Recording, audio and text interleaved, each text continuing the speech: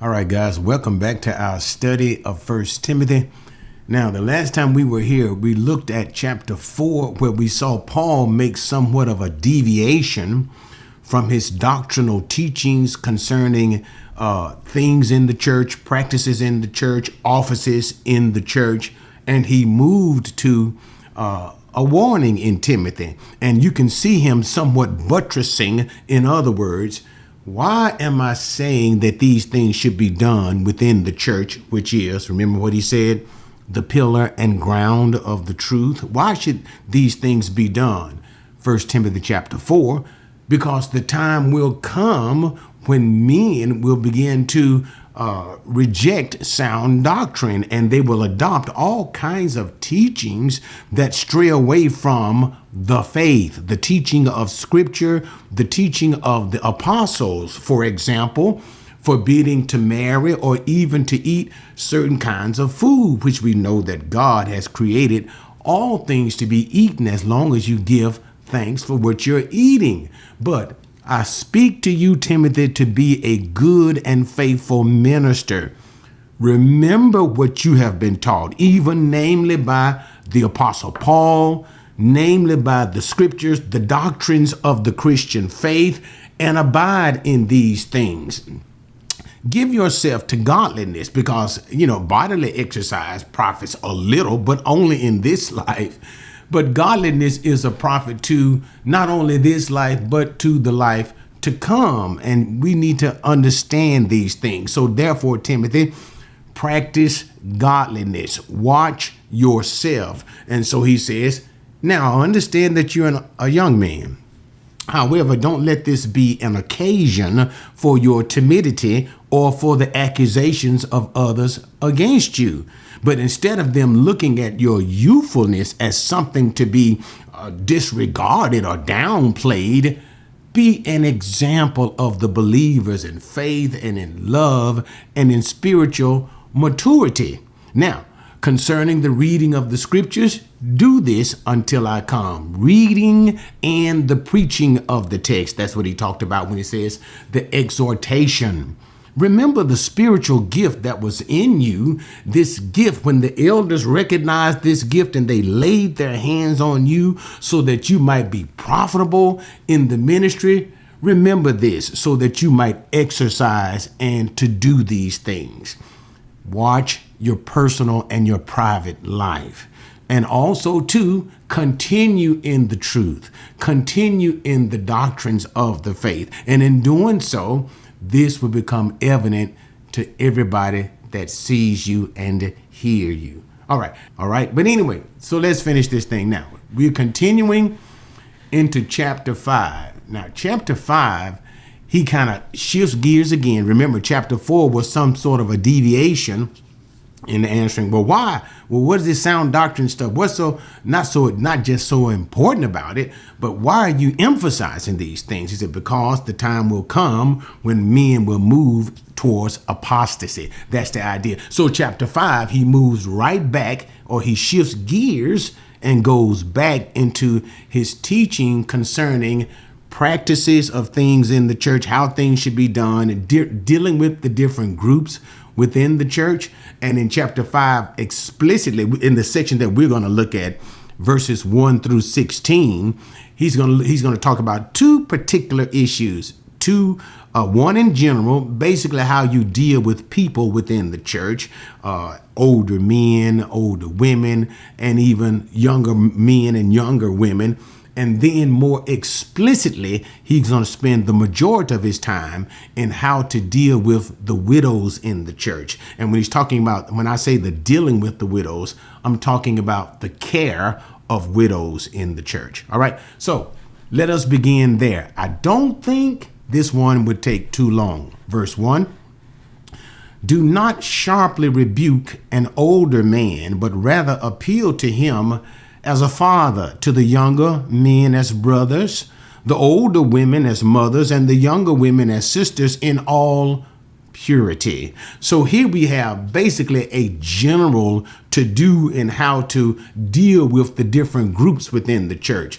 the older men to treat them and with respect and the honor as you would a father, and don't be too sharp in your speech to the older men. So you can see that issue dealing with respect the older men. They've been here a while, and that's just how things should be done. A level of respect. And the word that is used here for older man is also presbyteroi, which is the same word that we use for elder, an elder in the sense of in the official capacity, like elder, overseer, or pastor. But here, the reference is not for a pastor, a fellow pastor.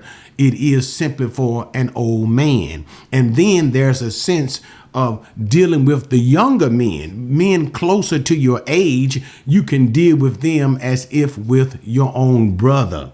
With respect to the older women, like the older men, treat them as you would your own mother. And with respect to the younger women within the community of the saints, treat them as if you would treat your own sister. And I like how you added that other part at the end, in all purity. That is, Paul is always aware of the flesh, and the flesh looks for any kind of opportunity to come out, to make itself known, to how can I say, to manifest itself in sexual immorality. And so that's why you see he says, with dealing with the younger women as sisters in all purity. You would not do or handle or treat or be with your own flesh and blood sister in a way that is not good, would you? Thus, treat the younger women in the church as if they were your sisters. Okay, so now in dealing with this particular group, these groups, in verses 1 and 2, the old men, young men, older women, the younger women, and basically how the community of the saints should deal with one another, or particularly how the elder, how the pastor, how the bishop, the overseer should deal with the different groups within the church. That's his idea. He now moves to the widows. 3, honor widows who are widows indeed. But if any widow has children or grandchildren, they must first learn to practice piety in regard to their own family and make some return to their parents, for this is acceptable in the sight of God. Okay, so now he says to honor the widows. Now, when he says to honor widow, and that is tamah, he is not saying honor in the sense of yes, ma'am, and no, ma'am.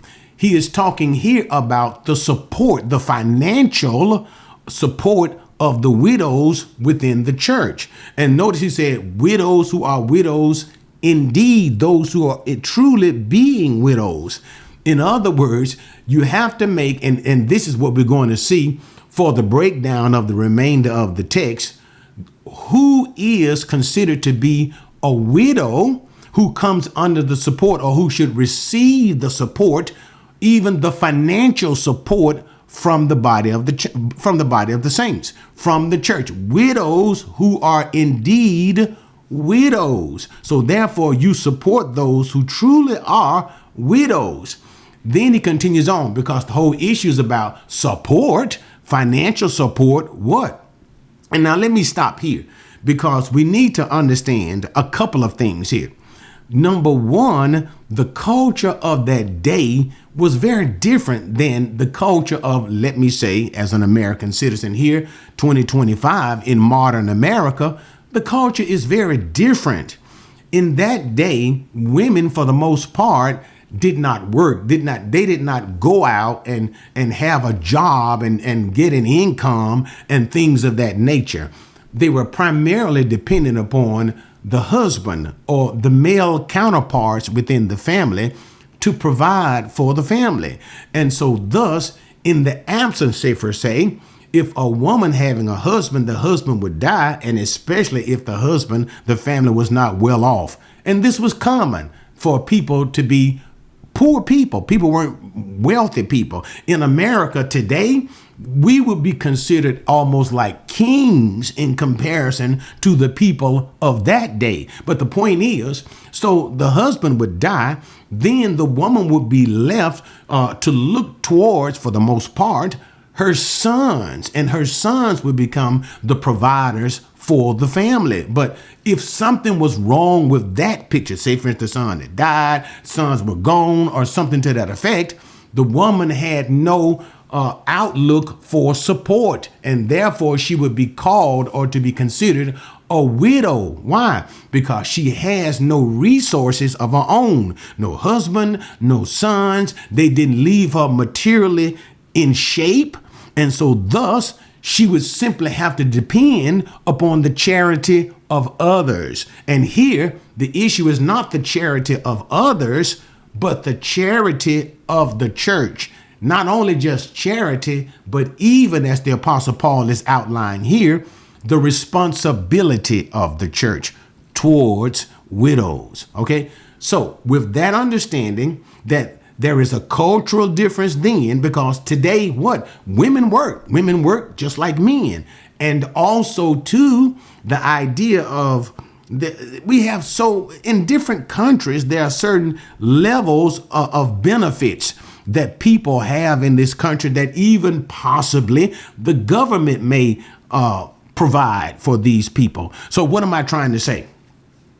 We have to be careful, just like we looked at the elder, the deacon, or whatever, the other women, the things that the Apostle Paul has been talking about previously, chapters 2 and 3, not look at them so much as a checkbox, but more so as a portrait, as an overall picture to understand how we need to relate to women who are widows. Because when we look at the world then and the world now, it is a very different world. They didn't have 401ks and things of that nature. You see what I'm trying to say? So there is a widow is one who was truly destitute, with a sense of no hope of providing of daily care for herself. That's the idea. So let's go. So he was talking in verse number 4, the responsibility, before that responsibility of taking care of the widow falls upon the church, it first falls to her own family. That's why he says children or grandchildren. And when he makes that particular statement, it's because families at that particular time were not as dispersed as we are nowadays. In other words, families lived together for the most part, basically under one big roof. You have the mother and the fathers and the grandparents and the children all living together under one roof, and the provisions that come from this family unit. So therefore, even if there is an absence of a husband, the man is dead, and therefore he's not able to provide for his wife, are there children in the family, especially the males, even namely the male children? This responsibility then falls on them to take care of the widows or even their mothers or their grandmothers in the family. Notice, children, mothers, grandchildren, grandmothers. So the responsibility falls to them first before it comes to the church. And let them regard their own family, and notice the terminology, to make some return. Now, I'm not going to do a lot of Greek grammar here, but I will highlight maybe a few words here. But this word in particular, amoibos, which means a return or some sort of sense of exchange. In other words, what he simply means is this. There was a sense of investment that the parents and the grandparents put into the child to rear the child. It cost to rear the child. They had to suffer in rearing the child, feeding and clothing the child. Thus, once the child becomes of age, the child should understand there is a sense of indebtedness that you have to your parents. And so this is what he means by let them make some return. They put into you, they invested into you, and it is only right for you to return that to them in their old age when they need you. All right. Same sense when you were a child and needed them, they were there. When they become old and unable, then you need to be there. And he says, this is good. This is an acceptable thing in the sight of God. Continuing verse 5. Now she who is a widow indeed, and who has been left alone, has fixed her hope on God and continues in entreaties and prayers night and day. But she who gives herself to wanting pleasure is dead even while she lives. Prescribe these things as well, so that they may be above reproach. He continues on, because for the most part, the rest of this section is about the widows. What about widow? A widow is one who truly is left alone indeed.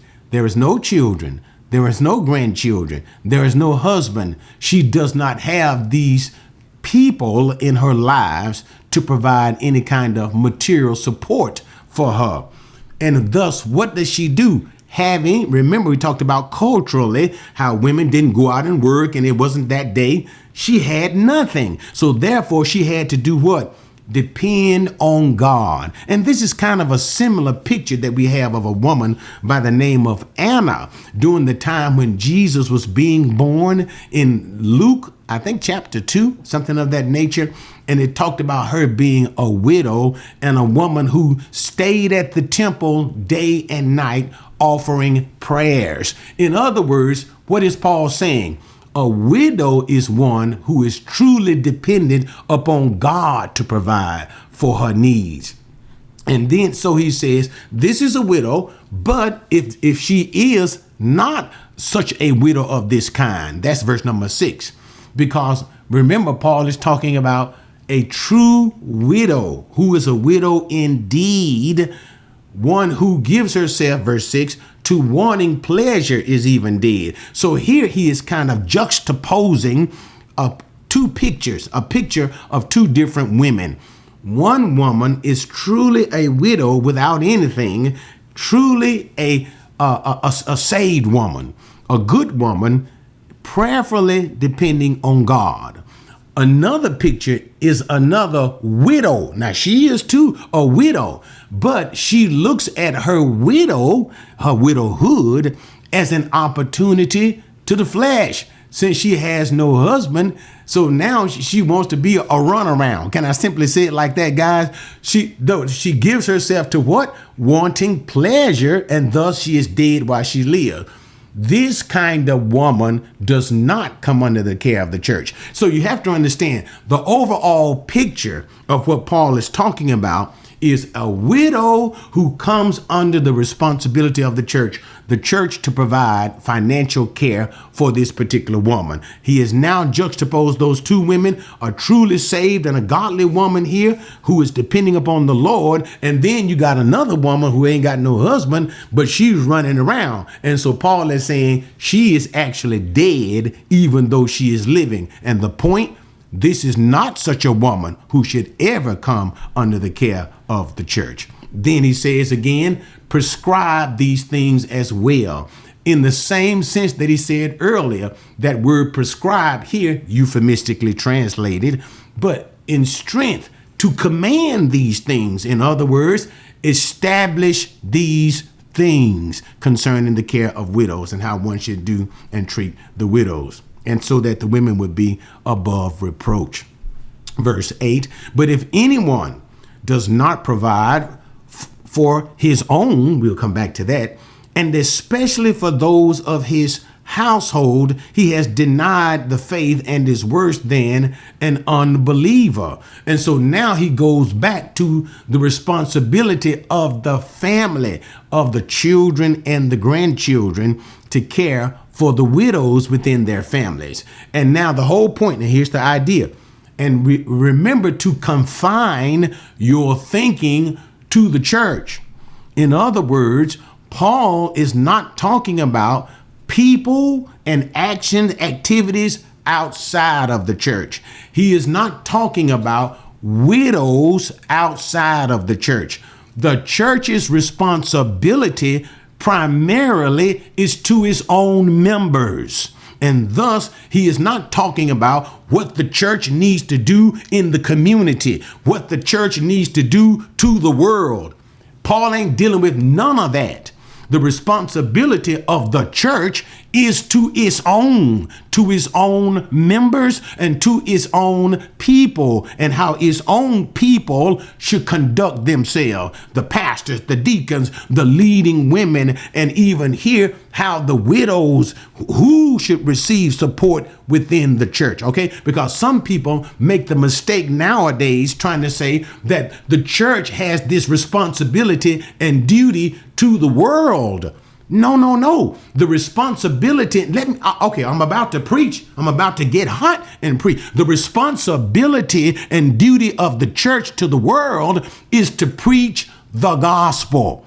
That is our sole responsibility to the world. Now, with respect to care and consideration, with respect to financial stuff like we're talking about now, it's to our own. Let every man take care of his own house. Let the world take care of its house, and we will take care of our own. But with respect to that, outside of that, we preach the gospel to the world. We need to understand that our job is not to change the world. Show me one place in the doggone scripture where the church's job was given to change the world. No, never. To bring the gospel to the world, can I even say it like this? I'm going to mess some of you guys up. The discovery of the elect that are in the world. Preach the gospel, make disciples of men, but let the world be the world, and the world will go the way of the scriptures. And what does the scriptures say? Please don't make me go. Revelation, the world in the end will be destroyed. Our job ain't to try to preserve something that God has already determined will be destroyed. Revelation, chapter 6, all the way up to chapter 19. We're dealing with the final destruction of the world. The picture of Daniel. Daniel said what the king said, I had a dream. It was a great statue, and head gold, and the arms and stuff were silver, all the way down to the toes. All of a sudden, what happened? A small rock coming out of heaven, hit the toe and exploded the whole kingdoms of men. That's what that means. And thus the kingdom of men were no more. And what happened? The kingdom of the Messiah came. Our job is never to try to preserve that which God has intended to destruction. Okay, I'm sorry for that digression, but we need to get our act together because we have gone far from the truth, wanting to be acceptable and appealing to the world. The world ain't gonna ever like us. All right. Sorry. We are supposed to be talking about widows. So he says, if anyone, verse number 8, does not provide for. You see that word provide for? It's the actual Greek word pranae. It doesn't simply mean to put food on the table. It also means to kind of look forward to in the handling of things. So if any man does not make preparation in the provision for his own household. You see what I'm talking about? It's not just, okay, I paid the bill, but also to looking forward in a future saying, okay, what do I need to do to take care of my family? Not just in the now. But if I live, there'll be a tomorrow as well. And this is the idea of this provision that he's talking about. And notice, for any so-called Christian not to provide for his own family, notice the sense of shame that Paul is trying to emphasize here. He is worse than an unbeliever. The whole point, sense of shame, even unsaved people provide, think about the future for their families. Now, how sad and shameful it is for a Christian not to provide and take care of his own family. Verse 9, A widow is to be put on the list only if she is not less than 60 years old, having been the wife of one man, having a reputation of good works, and if she has brought up children, if she has shown hospitality to strangers, if she has washed the saints' feet, if she has assisted those in distress, and if she has devoted herself to every good work. Okay, and so here he continues on with certain qualifications that needed to be meted out for a widow, talking about age and a godly life. Or even more so than a godly life, a godly servant life. Notice, a widow is not to be put on the list. So let me bring this out too. That's been the idea of everything that the Apostle Paul has been talking about.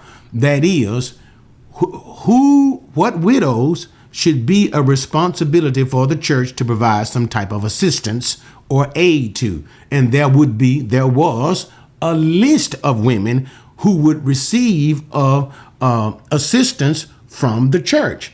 And so such a woman that is to be put on the assistance, Paul says she must be 60 years of age. Now, in today's time, 60 years of age is not that old. That's why I say this is not so much as check mark, but you have to look at this as a portrait of a sense. In today's time, 60, sometimes you call a woman old and she's 60. Wait a minute, I'm not old. But nevertheless, at that time, 60 would be considered old. Okay? So thinking of it in today's time, a woman who is indeed old, 60 years of age. Then he says the wife of one man. And here that is henos andros gune, one man woman. This is the exact sense that you find with the elder, the elder, pastor, bishop, overseer. What? He must be a one woman man, or the same thing for the deacon, a one woman man. This is the same application here being applied to the woman, to the widow, a one man woman.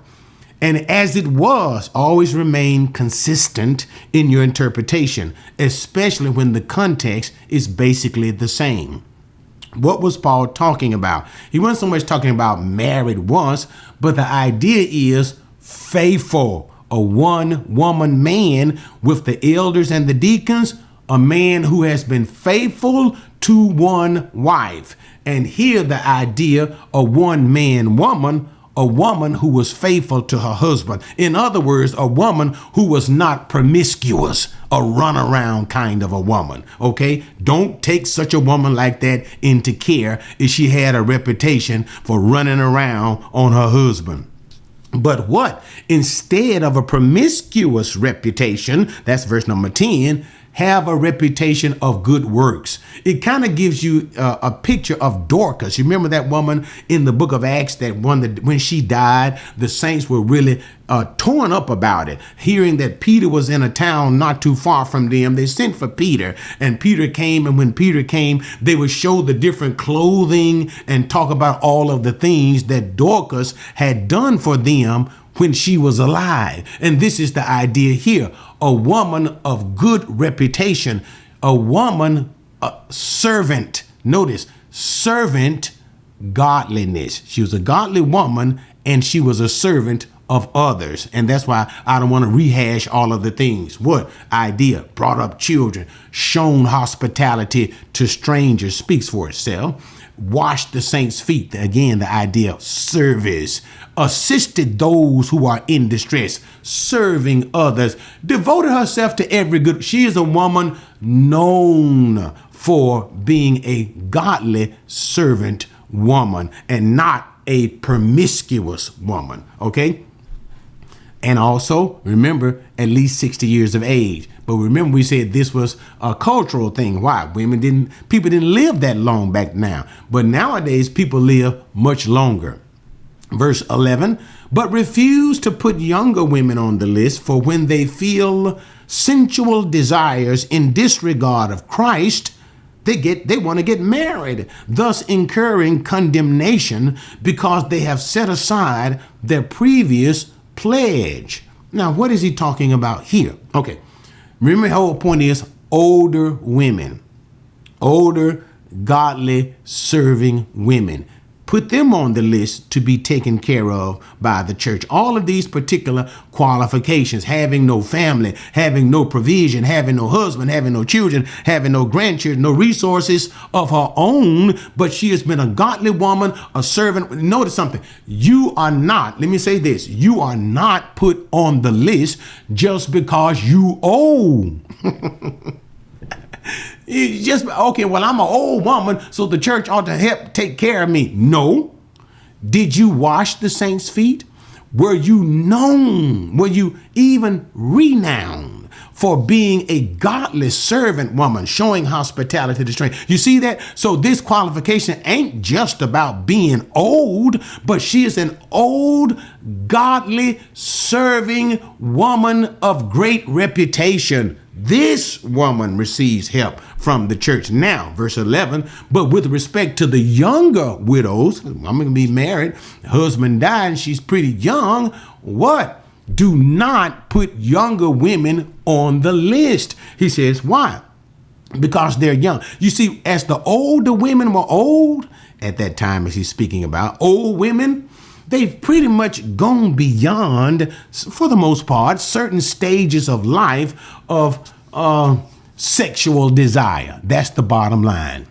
But when there are young widows, they're still more apt, in the body, you're more apt to sexual desires. And so then they get to the point that they want to engage in sexual activity. That is, they want to remarry. You see it now? Young women, widows, don't put them on the list, because they're not like old women, because old women, they through with the sex stuff. But the young women, they still want to engage in this. And so in order to do that rightly so, what do? You have to remarry. This helps you understand the latter part of this. Thus incurring condemnation. What do you mean by that? Because they have set aside their previous pledge. See, you're going to be a widow taken care of by the church. Yes, okay, this I will be, but she's young. And all of a sudden, she just starts getting this itch, and she may be a widow in the church per se, but she ain't old, and she wants to have relationships with a man. But in order to be a widow, there was a pledge that she made. I'm going to see to the church. I'm going to give myself to prayer and the consideration of others, a servant of others, and as far as marriage and sex and things of this nature, I don't want to do that anymore. It kind of echoes 1 Corinthians chapter 7 when Paul says what? Those who are not married can devote themselves to the Lord without distraction. That's the pledge. I'm going to devote myself to Jesus Christ, to his church, and to the work of the Lord. But she's young, and all of a sudden the itch for, she wants to have sex, and she wants to get married. And what does she do? She gets married. And in getting married, she just broke her pledge. And when you break your pledge, remember what the Bible says concerning the vow. Do not make a vow rashly. Don't make a vow rashly with your mouth, because you can come under judgment. God is going to hold you responsible if you break your vow. And this is what Paul is saying here. She incurs condemnation. Why? She's broken her vow to be a widow without a husband and all of that, giving herself totally to the Lord. And now she wants to have sex, and she gets married. And so what did Paul say? For such a man, if a man is married, he has to be concerned about what? The world. Why? So that he might please his wife, and vice versa. The woman who is married has to be concerned to some degree about the things of the world. Why? So that she might please her husband. She has broken her pledge of widowhood. Also, too, why not to receive younger widows? Verse 13. At the same time, they also learn to be idle as they go around from house to house, not merely idle, but also gossips and busybodies, talking about things not proper to mention. Therefore, I want younger women, younger widows, to get married, bear children, keep house, and give the enemy no occasion for reproach. For some have already turned aside to follow Satan. Now, what's going on here? Continuing to talk about young widows, why not to bring them into the church for financial support and aid from the church. They're young. This is 13. They have nothing to do. They still got so much energy. So what do? They're just idle, doing nothing. They just go around from house to house, talking about things they ought not to be talking about, gossiping about things and being busybodies. What are you doing? What will you go your tail somewhere and sit down? You're supposed to be a widow. Remember the picture of the widow, one who is giving herself to the service of the church, to the service of the saints, who is in prayer, who is in devotion to the Lord Jesus Christ. This is an opposite picture. But the reason why is she's young. She has so much energy, and so she wants to find something to do. And in doing these things, going from house to house, being a busybody, she brings a smear on the church of Christ. She even brings a smear to a reproach upon what it is to be a widow, a widow indeed, a true widow in the church. He says, thus, this is what I want younger women to do. They're still young, and what they still have these sexual appetites. So do this: get married, and in getting married, guess what you can do? You can rightly indulge your sexual appetites. You are no longer so the idea. If a woman becomes a widow in the church, young, and she's young, do not, and of course, remember, there are a lot of things that widows did not have, especially financial care. But she's young. Paul says, even if that is the case, she don't have nothing to depend on, still do not make her an official widow of the church, official widow to bring her into the support of the church. Now the church is supporting her. She ain't got nothing else to do. She's just going around from house to house, busybody, and creating trouble. No. If she's a young widow, what I want her to do is remarry, and thus you satisfy the sexual desire. That's what he was talking about earlier. Get married. Not only that, bear children and keep house. Now, the word for keep house is despotain. I like that. I like the breakdown of that. Oikos and despot. A despot is like a ruler or whatever. But the whole idea is a house manager. So let me slow it down because I'm getting a little excited. Get married, have children. Okay, now in having children, you got something to do. Children will keep you busy. You see it now? You ain't got time running from house to house, gossiping, being a busybody. Why? You got a bunch of little kids that you need to take care of. And trust me, it's a 24-hour job. So that zaps the young widow, but she's not a widow anymore because she's married now with the children, but that it removes all of this idle time from her hand. And keep house, when he says to keep house, because nowadays, when you see women, they get upset when they look at that. Keep that, my woman's job place is at the house. That's not what he's saying. He's saying being a house manager. Okay, think of it this way. The husband is out working and providing for the family. For if a man provides not for his own house, he is worse than an unbeliever. A husband, he's providing. He's out working. A woman has the children. They are not door latch kids or whatever they call them. In other words, they ain't all kids put in the daycare. Don't make me preach right there. Because that's all we have nowadays. That's why children are the way that they are, because they always throwing them in the daycare.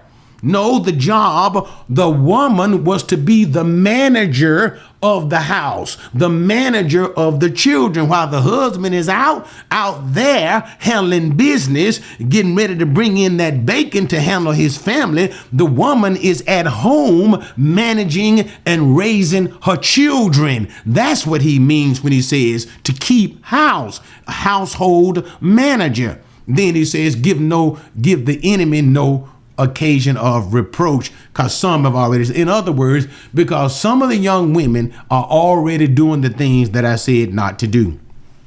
They want to have sex. They want to get married. They ain't got nothing to do. The church paying the bill, and they just going from house to house. Busybody talking about stuff they ain't got no busy talking about. And now this is making the church look bad. They've already turned aside to follow after Satan. So no, younger women are not to be placed on the list, but younger women ought to remarry and raise up a family. This will occupy their time. And that's what he was saying there. 16 and final verse, if any woman who is a believer has dependent widows, she must assist them, and the church must not be burdened, so that it may assist those who are widows indeed, as it applied. And Paul wanted to leave this section out with this final command. Remember, the whole issue at first was the responsibility of a man to provide for his household. Remember that? A man provide. And we also talked about it too, culturally in that day. Women didn't work, have all these types of things that we have today. It wasn't like that. And if a man died, especially if he wasn't well off, then the woman was poor. And if she had to depend on the children, namely the sons. So the idea, the sons or the men of the family had the primary responsibility of taking care of the women, the widows in the family. But here in verse 16, Paul also understands sometimes women have money. And this is what he's talking about. If any woman is a believer, has dependent widows, she must assist them. So what? In a family, even if there's a widow in the family, and you say, well, ain't no men in the family to provide for the family. But are there women with resources? And if the women in the family have resources, then it is the responsibility of the women to take care of the widows. In other words, you can't just put it all on the men and say we women, even if we got money, we are free from responsibility of taking care of the widows in our family. Paul is saying no. Even if there ain't no men, but if there are women who got some money, you need to take care of the widows in your family so that the church can be free from this burden and take care of women who are widows who truly have no one else to help. They don't have no men or women to help them. Let such women like these come under the care of the church. All right. Thank you guys so much for joining me. As I said, as we look at these things here, we have to understand there is a cultural issue. That is, women in that time, how old they were, how old they lived to get, women of 6 years of age, things of that nature. How we live significantly longer. How women in that day, they didn't work per se like women in this day too. Right now, you got more women working than men just about here. And women can make even more money than men. So you have to look at all of these things in a portrait kind of a view and gauge them, not so much as checking off the blank, but looking at, now, what is Paul trying to say? If a woman is a widow, what does a widow really look like? She has no husband. She has no financial support of her own from her children. She ain't got no children to take care of her. She ain't got no husband. He did. That's why she's called a widow. And she has no money. And so but Now, even though this is the case, what else? She needs to be an old woman. Okay, fine. What else? She needs to be a woman with a reputation of godly service, washed the saints' feet, diligently followed every good work, shown hospitality, a woman known for giving herself in service to others. So it is a portrait of a woman who should come under the financial support of the church. However, young women, he said, now, yes, sometimes you have women married and the husband died and they're young widows. However, don't bring them into the care of the church. Why? He said, because they're young, they're going to want to get there's sex. They're going to want to do it and they're going to want to get remarried. But remember, they took a pledge. They took a pledge to devote themselves completely to the Lord. Now, because they want to get married because of the sexual desire, they're going to break the pledge, come under condemnation. Not only that, young women, if they're being in the care of the church providing for them, taking care of them, they are idle. They ain't got nothing to do. So they start running from house to house, talking, gossiping, busybody. This makes the church look bad. So I tell you what, if there's young widows in the church, you tell them, remarry. Have some children. This will give them responsibility and it will consume all of their time and be managers of their own house. This is now your responsibility and you ain't got time to be in the streets running up and down on the telephone, gossiping here and there. And do these things. Command that these things should be done, Timothy. Also, too, in learning how to treat people in the church in general, let's back up. Treat the old men with respect and dignity as the father. Treat young men, and these are all within the church, young men as if they're your brothers. Treat the older women as if they're your mothers. Treat the younger women as if they're your sisters, maintaining sexual purity with the young women. All right. Thank you guys so much for joining me with that. For the most part, it's probably a lot of things neglected because of the world that we live in today. But nevertheless, if the occasion does present itself, this becomes somewhat of an outline, a picture, a portrait of such women who should come in the support of the church. All right, guys. Thank you so much for joining me with that. All right. See you next time.